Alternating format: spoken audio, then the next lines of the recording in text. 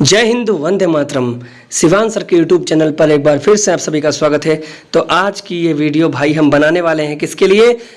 तो देखिए, ये वीडियो है आपकी डीएलएड के लिए। ठीक है, कौन सा सेमेस्टर है हमारा?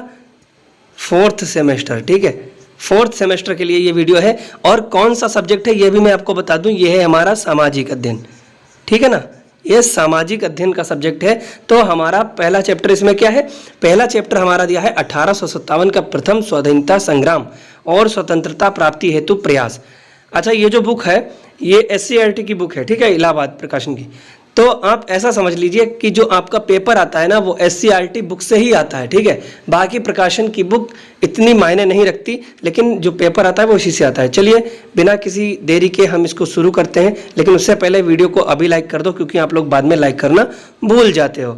और चैनल को अगर सब्सक्राइब नहीं किया तो कर दो, क्योंकि इस समय आप लोग वीडियो देख नहीं रहे हो, वीडियो पर व्यूज़ नहीं आ रहे हैं। तो चलिए ठीक है, शुरू करते हैं, बाकी बातें बाद में। तो 1857 का विद्रोह भारतीय इतिहास की एक गौरवमयी गाथा है। यानी कि 1857 का विद्रोह जो है वो अपने इतिहास के लिए एक गौरवमयी गाथा है। इसका मतलब कि भाई ये विद्रोह बहुत ही इम्पोर्टेंट है। ठीक है, महत्वपूर्ण है, इसीलिए ये गौरवमयी है। चलिए शुरू करते हैं, आगे देखते हैं क्या लिखा है।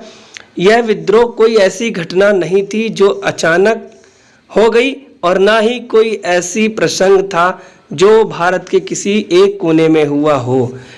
मतलब ये एक ऐसी घटना है जो ना तो अचानक हुई और ना ही इसका कोई प्रसंग था, और ऐसा भी नहीं था कि सिर्फ किसी एक ही हिस्से में हुआ हो, भारत के किसी एक ही हिस्से में हुआ हो। ठीक है, ये क्या हुआ है मालूम है? इसके अंतर्गत क्या है कि ये जो घटना थी ना, ये सतही रूप से सैनिक विद्रोह के रूप में प्रारंभ हुए। इस विद्रोह ने समूचे भारत की जनता, किसके लिए? समूचे भारत की जनता, कृषकों यानी कि जो खेतीबाड़ी करते हैं, ठीक है, मजदूरों, हस्तशिल्पियों, जनजातियों, सैनिकों एवं रजवाड़ों को अपने समेट में ले लिया। कहने का मतलब सिर्फ इतना है कि यह सिर्फ एक जगह पर नहीं हुई थी घटना, ना ही ये अचानक हुई थी। ठीक है, ये क्या हुआ? ये पूरे भारत पर इसका असर हुआ, पूरे भारत की जनता पर इसका असर हुआ। सभी मजदूर, गरीबों के ऊपर, जनजातियों के ऊपर, सैनिकों के ऊपर, राजा महाराजाओं को इसने अपने समेटे में ले लिया। ठीक है, ये सैनिक विद्रोह के रूप में प्रारंभ हुआ। चलिए आगे देखते हैं क्या है। वीडियो को आप समझते जाइए, अपने नोट्स बनाते जाइए, जो इंपॉर्टेंट लाइन लगे आप लिख लीजिए अपनी कॉपी में। ठीक है, हम तो पढ़ा ही रहे हैं।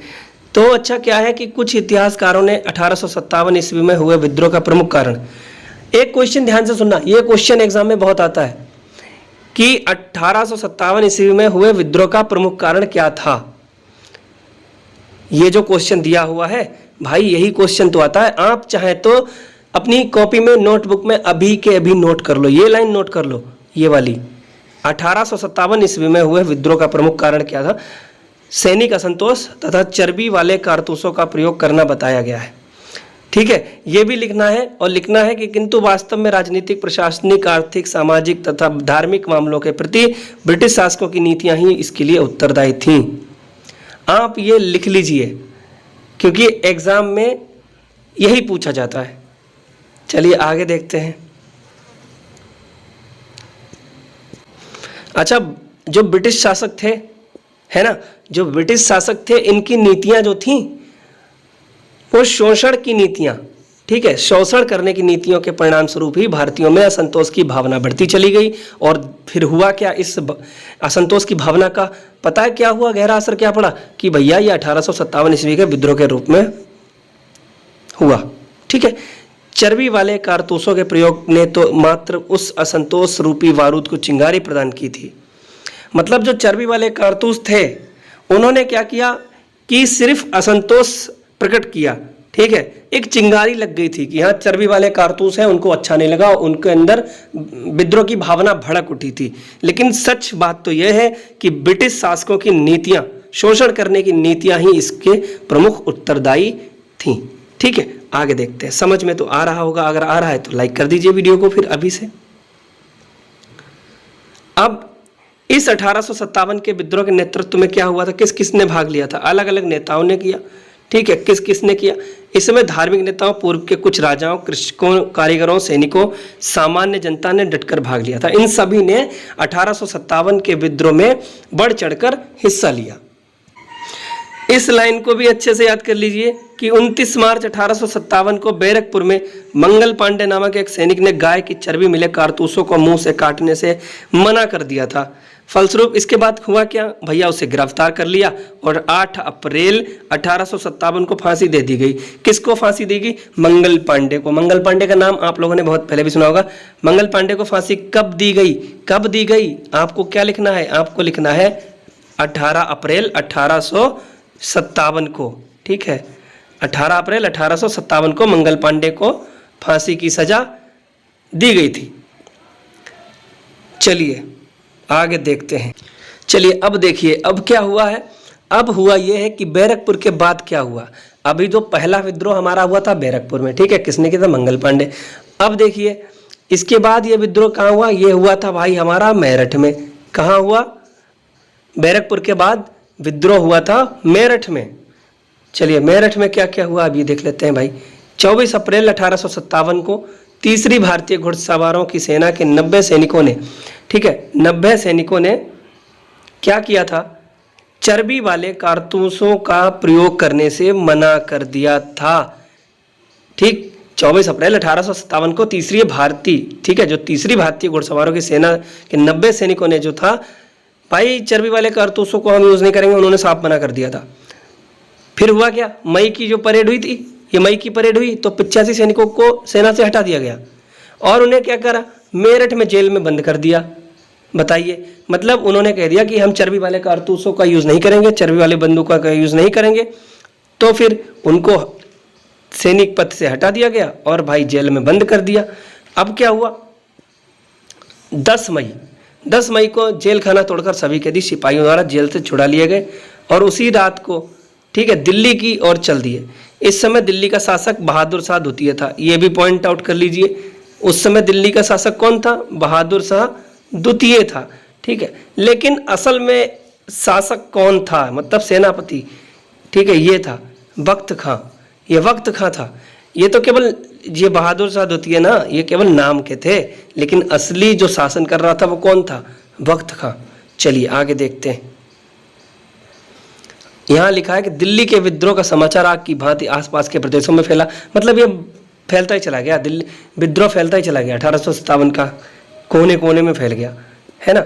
अब क्या हुआ? स्थान स्थान पर सैनिक, आगे क्या लिखा है, हाँ, स्थान स्थान पर सैनिक छावनियों ने विद्रोह कर दिया। अब सैनिकों का जगह जगह पर जनता द्वारा स्वागत किया गया। कृषक, कारीगर और सामान्य व्यक्ति भी विद्रोह का पोषक और सहायक बना। मतलब सभी ने बढ़ चढ़ कर हिस्सा लिया। समझ में आ रहा है जो मैं समझा रहा हूँ? अगर समझ में आ रहा है एक प्यारी सी लाइक मार दीजिए, कमेंट करके बताइए सर समझ में आ रहा है, और वीडियो बनाइए तो मैं और बना दूंगा। टाइम बहुत है, सिलेबस अच्छे से कंप्लीट करवा देंगे, बस आप लोग सपोर्ट करते रहिए। चैनल पर नए हो तो सब्सक्राइब कर दो। आप लोग वीडियो को लाइक शेयर नहीं करते, अच्छा नहीं लगता हमको। चलिए फिर देखते हैं क्या हुआ। लखनऊ में 4 जून 1857 को अवध की बेगम हजरत महल, कौन थी? ये देखिए कौन थी भाई, हमने क्या बोला अभी। लखनऊ में 4 जून 1857 को अवध की बेगम हजरत महल ने अपने नाबालिग लड़के को नवाब घोषित कर बगावत कर दी। बताइए आजकल नाबालिग कौन होता है? जो 18 से नीचे होते हैं, मतलब 18 साल से नीचे नाबालिग। और उसने क्या किया? अपने लड़के को नवाब घोषित कर दिया और बगावत कर दी। अब इसमें हुआ क्या? इसमें अवध के जमींदारों, किसानों और सैनिकों ने उसकी मदद की। 5 जून 1857 को कानपुर में विद्रोह हुआ।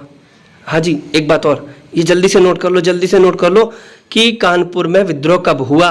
कानपुर में विद्रोह कब हुआ? कानपुर में विद्रोह कब हुआ? जल्दी से नोट कर लो कब हुआ भैया। 5 जून को हुआ, 5 जून और भाई 1857। नोट कर लिया? 5 जून 1857 को कानपुर में विद्रोह हुआ, जिसका नेतृत्व किसने किया? ये भी नोट कर लीजिए, जिसका नेतृत्व किया नाना साहेब ने। ठीक, नाना साहेब ने इसका नेतृत्व किया। समझ में आई बात? नाना साहेब ने इसका नेतृत्व किया। झांसी में बताइए, झांसी में रानी लक्ष्मीबाई ने ब्रिटिश सेना से भयंकर टक्कर ली। आप लोगों ने नाम सुना होगा झांसी की रानी लक्ष्मीबाई का। इन्होंने भी ब्रिटिश सेना से बहुत अच्छे से युद्ध किया था और कई सैनिक उनके मारे थे ब्रिटिश सेना के।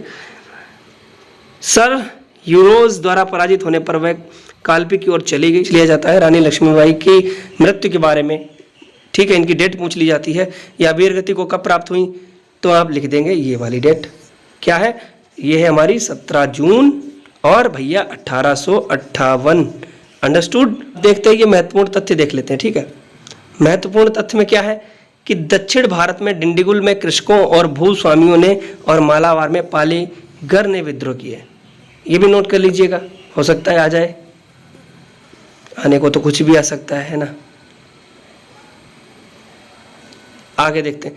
1857 का विद्रोह यद्यपि समूचे भारत में फैला, परंतु संपूर्ण भारत की जनसंख्या और क्षेत्र को यह विद्रोह आंदोलित नहीं कर सका।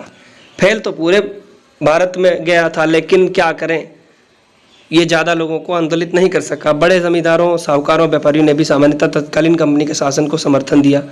विद्रोह यद्यपि विस्तृत था, परंतु उसके उद्देश्य सीमित थे।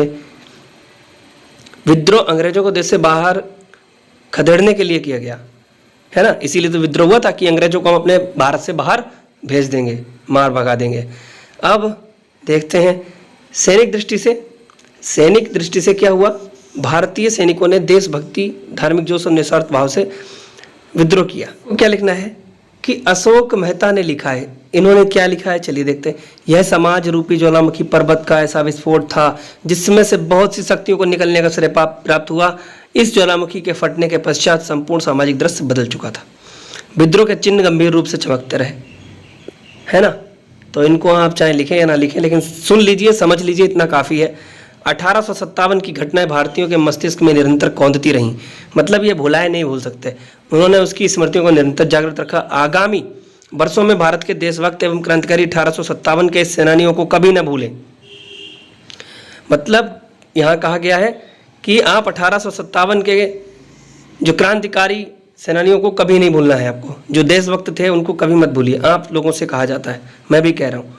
तो इसका प्रत्यक्ष परिणाम यह हुआ कि इससे भारतीय राजनीति में राष्ट्रवाद का जन्म व विकास हुआ।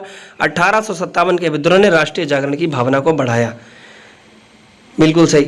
अब आपके लिए क्वेश्चन है, आप लोग, मैंने जो पढ़ाया है उसी से आप चाहे तो नोट कर सकते हैं अपनी कॉपी में। पहला प्रश्न आपके लिए है, 1857 के विद्रोह में भारतीय सिपाहियों के विद्रोह के क्या कारण थे, मैंने ऊपर पढ़ा दिया, ठीक है। और दूसरा प्रश्न है, 1857 के विद्रोह की प्रमुख घटनाओं का वर्णन कीजिए। 3 घटनाएं थी, तीनों बता दी मैंने। फिर 1857 के विद्रोह की असफलता के कारणों का वर्णन कीजिए। आप लोग समझ गए होंगे, अगर वीडियो को अच्छे से आप लोगों ने देखा है तो आप इन तीनों प्रश्नों के उत्तर कमेंट बॉक्स में दे सकते हैं और अपनी नोटबुक में भी लिख सकते हैं। तो आज की वीडियो में बस इतना ही, हमारा ये टॉपिक कंप्लीट हो गया है। अगला टॉपिक हम बाद में करेंगे दूसरी वीडियो में। तो इस वीडियो को लाइक करें, शेयर करें, सब्सक्राइब करें। प्लीज़ अच्छे से नोट्स बनाएं, अभी से मेहनत कीजिए, क्योंकि समय आपके पास है। शिक्षक भर्ती में अगर शामिल होना चाहते हो तो अच्छे से पढ़ाई करो, अभी मौका है, सुधर जाओ। और कुछ नहीं कहेंगे, ज़्यादा ज्ञान देना हमको अच्छा नहीं लगता। चलिए मिलते हैं फिर किसी नई वीडियो में, तब तक के लिए जय हिंद, वंदे मातरम। लेकिन एक बात, एक मिनट, अगर आप लोगों ने, हाँ सबसे महत्वपूर्ण बात तो हम भूल ही गए सर, अगर आप लोगों ने अभी तक हमारे टेलीग्राम चैनल को ज्वाइन नहीं किया है, ठीक है, टेलीग्राम चैनल को ज्वाइन कर लीजिए, लिंक आपको डिस्क्रिप्शन बॉक्स में मिल जाएगी। और टेलीग्राम पर सर्च क्या करना है आपको, @ इस तरह से लिखना है शिवांश, ठीक है, फिर अंडरस्कोर मतलब डैश वाला, फिर इसके बाद यहाँ पर सर लिख देना है, SIR, ठीक है, SIR शिवांश सर लिख देना है, आ जाएगा। लिंक डिस्क्रिप्शन बॉक्स में मिल जाएगी। और इंस्टाग्राम पर भी, ठीक है, इंस्टाग्राम पर भी आप लोग हमें मैसेज कर सकते हैं, फॉलो कर सकते हैं, हम आपके मैसेज का रिप्लाई देंगे। इंस्टाग्राम पर क्या हमारा यूज़र नेम है, @शिवांश सर, ठीक है, आप @शिवांश सर, ठीक है, यहाँ बीच में डॉट लगा हुआ है, ठीक है, फॉलो कर लीजिए, लिंक डिस्क्रिप्शन बॉक्स में मिल जाएगी। मिलते हैं फिर किसी नई वीडियो में, तब तक के लिए जय हिंद, वंदे मातरम, टेक केयर।